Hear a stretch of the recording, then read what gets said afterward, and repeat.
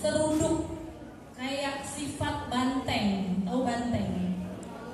Ya, kayak sifat banteng yang kelaparan. Nah, itu perilaku bullying, sehingga kata-kata Indonesia itu jadi perundungan. Segala bentuk tindakan negatif yang dilakukan dalam keadaan sadar.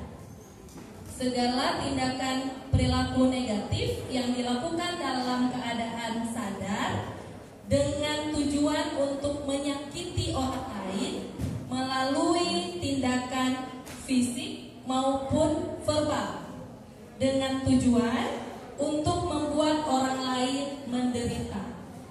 Dan ciri khasnya adalah tindakan ini terjadi diulang-ulang. Tindakannya terjadi secara berulang. Nah, ini. Jadi kita pagerin ya.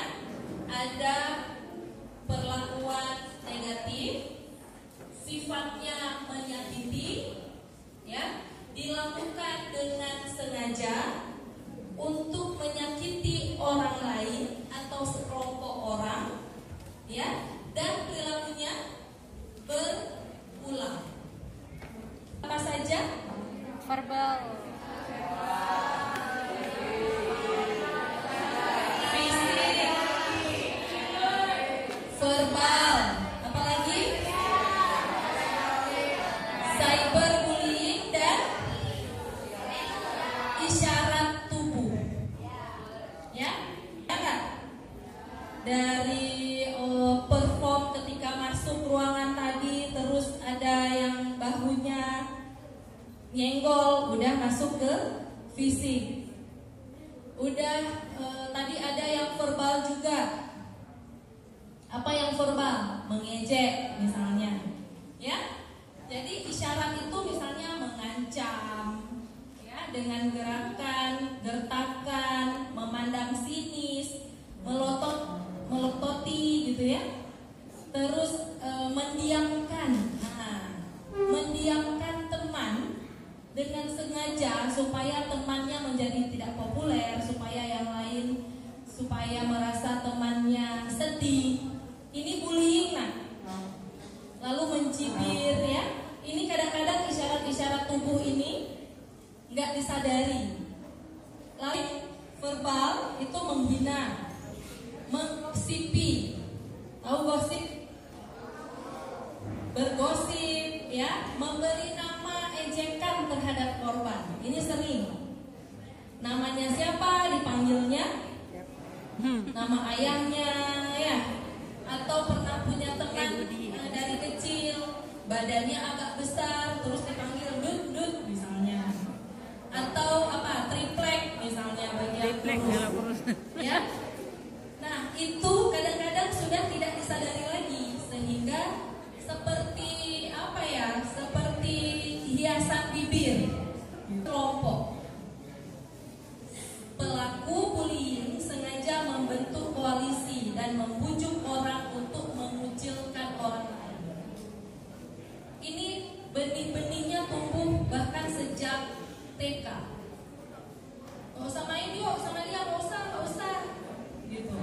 Gak usah main gitu. Temannya baru datang, terus yang lebih berkuasa di gengnya itu gitu ya, yang lebih populer, itu pasti gak mau diajak atau gak mau dibagikan jajan gitu ya. Yang lain lagi makan rame-rame, terus datang teman yang kurang populer langsung kayak sengaja gitu geser-geser di tempat duduk. Nah, itu berkembang.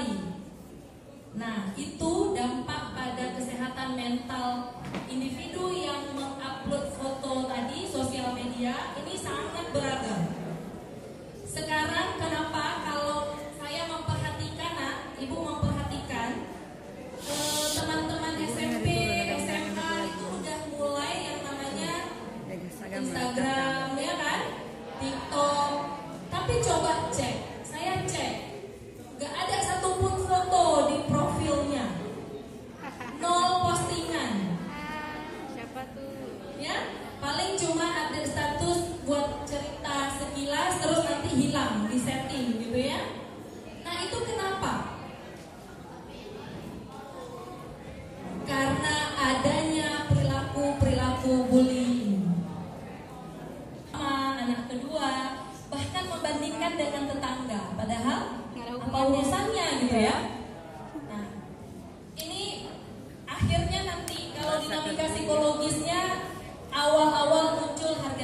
yang rendah, keseringan tidak dianggap, ya, dibanding-bandingkan, tidak diterima, tidak disayang.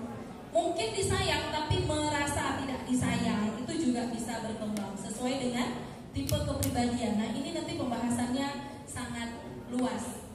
Ibu sampaikan sedikit supaya tertarik belajar psikologi. Ya. Oke, yang kedua itu faktor bayar. Tindakan bullying yang diterima dan dibiarkan oleh teman-temannya. Kayak tadi di kelas rame, yang melakukan bullying hanya 3-4 orang, ya enggak? Kok yang lain diem? Ya, yang lain membiarkan atau bahkan ikut berpamrih, ikut ketawa, atau yang lain ketakutan. Nah, ini faktor yang akhirnya teman sebaya tidak speak up, juga macam-macam. Ada yang misalnya siswa-siswa menjadi apatis karena sudah pernah dilapor tapi abai, gitu. Semua